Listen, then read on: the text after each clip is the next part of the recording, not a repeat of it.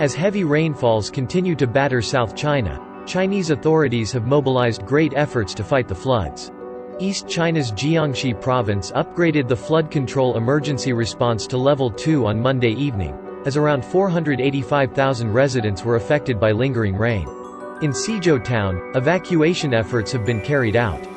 放心了，好，有这个志愿队把我们救出来了，我都心里好舒服。本身我都急得要死啊，我都，这怎么办啊？这2楼在烟囱，这怎么办啊？这东西睡觉的地方都没有了，我讲。村委会安排了宾馆去住哈，好吧？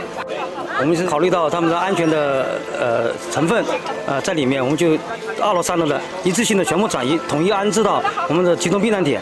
Recent downpours in South China's Pearl River Basin have also affected some parts of Guangxi Zhuang Autonomous Region, which activated the highest level of response on Tuesday.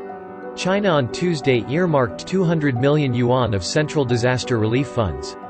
It'll be used to support flood control and disaster relief efforts in the provinces of Fujian, Jiangxi, Hunan and Guangxi Zhuang Autonomous Region.